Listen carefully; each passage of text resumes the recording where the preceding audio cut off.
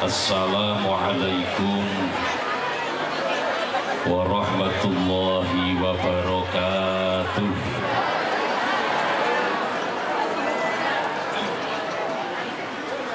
Li ajli ridhoka ya Allah wa li syafaati Rasulillah sallallahu alaihi wasallam ila hadratin Nabi Mustafa Muhammadin sallallahu alaihi wasallam wa ala alihi wa azwajihi wa auladihi wa dzurriyyatihi wa jami'i ashabihi wa jami'i ahli baitihi wa jami'i tabi'in lahu bi ihsan ila yaumil wa ila hadrati jami'i masyayikhina wa sibah dan waqsaka putri sibah kirqah wa bil masaka putri wa jami'i ahli kubur fi hadhihi qaryah larangan wa jami'i ahli kubur man hadara fi hadal majlis minal muslimin wal muslimat wal mu'minin wal mu'minat. Al-Fatihah. A'udzu billahi minasyaitonir rajim. Bismillahirrahmanirrahim. Alhamdulillahi rabbil alamin.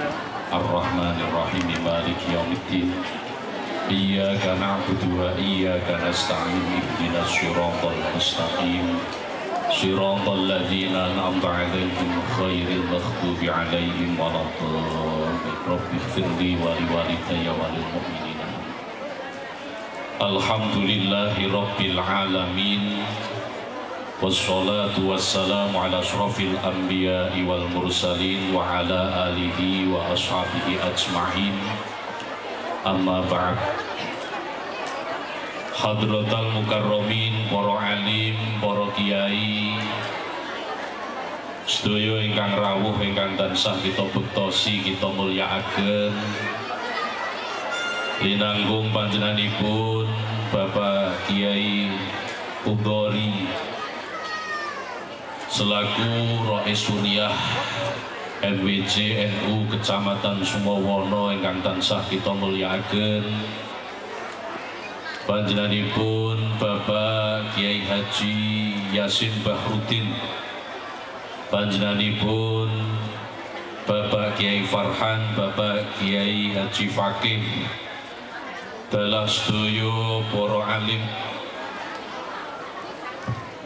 ingkang boten waget kita sebat asma karimipun ingkang tansah kita mulyakaken. Boten kesupen dumateng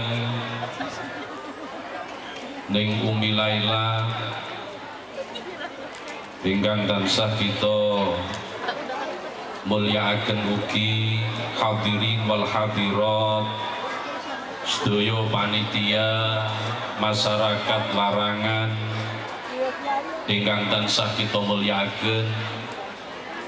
Hadirin wal hadirat rahimakumullah.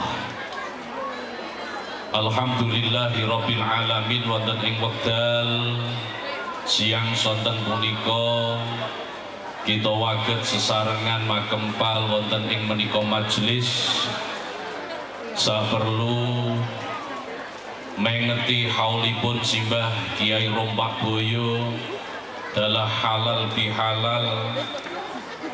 Mugi-mugi barokahipun kula jenengan sedaya makempal ugi silaturahim.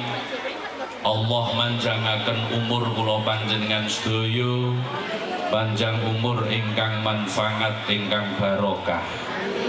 Dipun paringi kajembaran rizki, paringi jembar rizkinipun ingkang manfaat ingkang barokah, tirah-tirah kangge sowan wonten ing Makkah lan Madinah. Amin Allahumma amin. Sholawat dalah salam mugi katuraken dumateng panutan kita Nabiullah Muhammad sallallahu alaihi wasallam. Nabi ingkang tansah kita antu-antu menggah syafaatipun awit saking donya ngantos dumugi benjang wonten ing yaumul qiyamah. Mugi-mugi kita sedaya pikantuk syafaatipun. Amin Allahumma amin. Para rawuh sedaya ingkang tansah kita mulyakaken,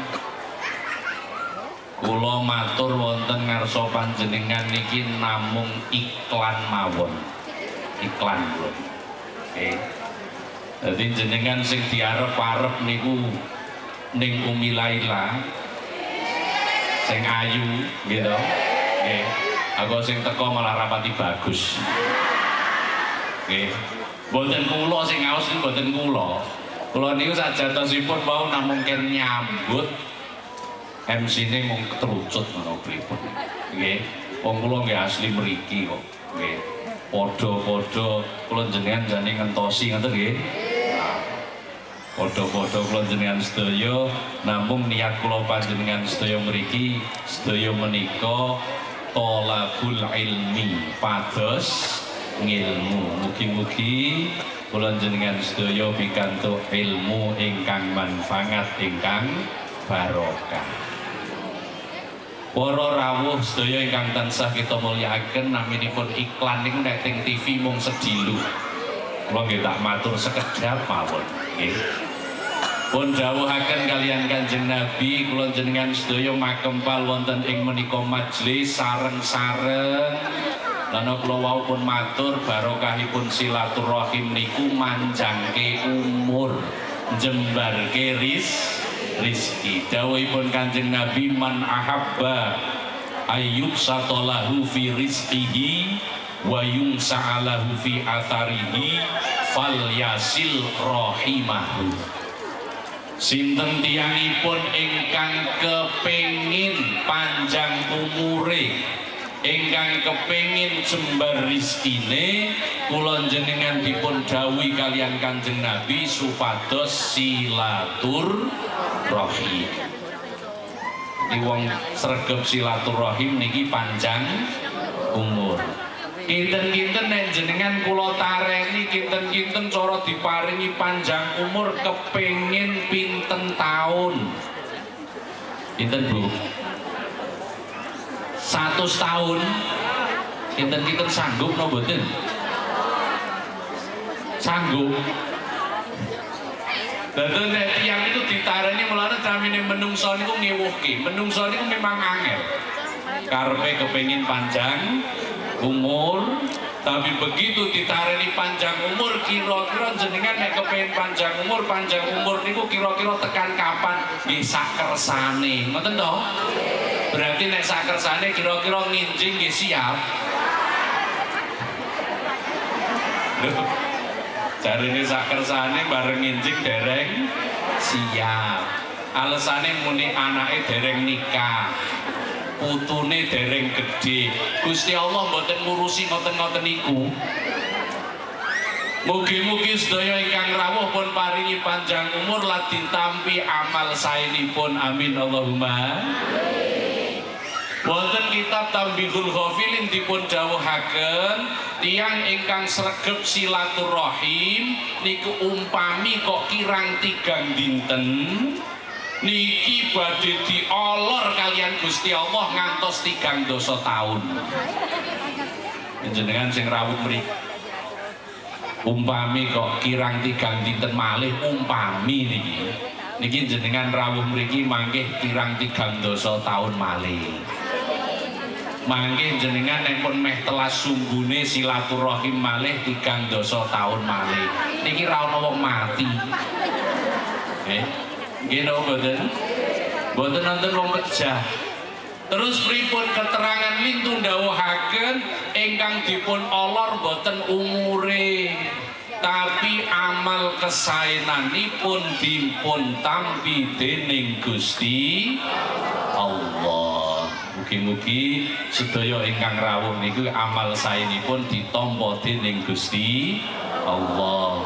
Hablum minallah pun dilampahi, hablum minanas kados siang menika silaturahim ngapura-ngapuranan dosanipun kabeh di ngapura dening Gusti Allah. Terus kula jenengan sedaya niki didhawuhke kon sabar kalih Kanjeng Nabi, sabar nglampahi kewajiban, sabar nglampahi kesaenan. Tapi kula tingali wingi wulan Ramadan kathah sing boten sabar. Nggih napa mboten? Jenengan rapati krasa. Tiyang niki kathah sing boten sabar, nyatane traweh boten do tekan rampung. Niki namine boten sabar. Nek sabar niku traweh mulai awal ngantos dumugi akhir. Dosane do di ngapura, badhe niku do njaluk ngapura halal-halalan. Dosane lebur sedaya. Amin Allahumma. Kula tingali nek Idul Fitri wulan Syawal niki wonten momen-momen langka. Langkanipun napa? Wonten tiyang setri njaluk ngapura wong lanang. Jenengan pun nyuwun ngapunten kalih garwane napa dereng? Le ngomong cetha napa mboten? Wong kula biasane niku ngeten. Wonten nek tamu setri tenggen kula, niku nek ngomong niku kula mawon rapati cetha. Niku kalih kula mboten bojone lho niku. Apa meneh nek kalih bojone kita lak teko muni, "Pak." Ngoten tok kita kira-kira niku. Yang setri kathahe ngoten niku arep muni lepat kula selami setunggal tahun anggenipun ngladosi panjenengan nyuwun pangapunten lan nyuwun halalipun. Ngoten napa mboten? Estu napa mboten niki kula kok rapati percaya pun. Nggih. Dadi momen langka tiyang setri kok purun nyapura njaluk ngapura dhisik niku ya mung bodho tok setahun sepisan. Mulane wong lanang akeh sing do syukur niku lali ngoten niku bojone kula kok gelem njaluk ngapura ya kek pisan iki. Kira-kira nek sing dereng kala wingi ya mangke wangsul ngaji muga-muga gelem njaluk ngapura. Amin Allahumma. Niki momen langka kathah. Terus jenengan nek ujung niku kinten-kinten ya le matur sing sae. Kathah tiyang ujung niku klentu. Kathah. Lah nek rombongan ngoten niku niki sepindah silaturahim kaping kalih ngaturaken sedaya kalepatan kula sak rombongan nyuwun pangapunten. Nek kula mboten tak jawab muni le ngaturke sesuk meneh wae nek nggawa barang ra apa-apa. Lha dosane wong sak rombongan kok dibruke kabeh sinten sing siap?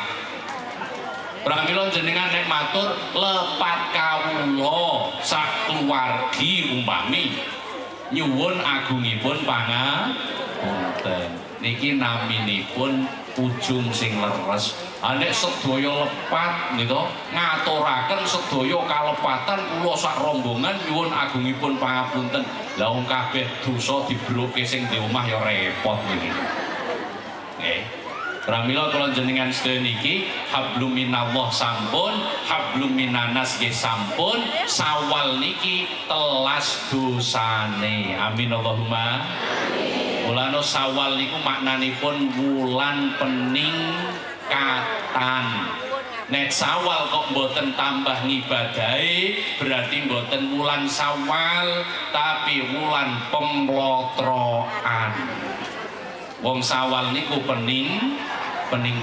Mugi-mugi kula jenengan sedaya waget ningkataken ibadah kula panjenengan sedaya. Amin Allahumma amin.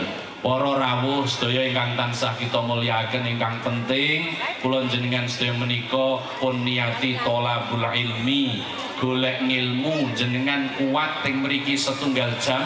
Jenengan pun setunggal jam napa pun langkung? Langkung. Kiat setunggal jam mawon jenengan boten sah ngangge pulpen, boten sah nganggo napa-napa, ganjarane wis padha kalih salat 1000 rakaat. Niki nek kira-kira kuat 2 jam niku pun 2000. Nggih napa mboten? Kira-kira jenengan kok kuat tekan sesuk-esuk ya gari ditung dhewe. Ning kula sing mboten kuat, mudah-mudahan. Pramila niat kula jenengan sedaya thalabul ilmi mugi-mugi Allah paring ilmu ingkang manfaat ingkang barokah. Amin Allahumma amin. Para rawuh sedaya ingkang tansah kita mulyakaken mong kula namung iklan cekap semanten kirang langkungipun nyuwun pangapunten. Hadanallahu wa iyyakum ajmain. Wassalamualaikum warahmatullahi wabarakatuh.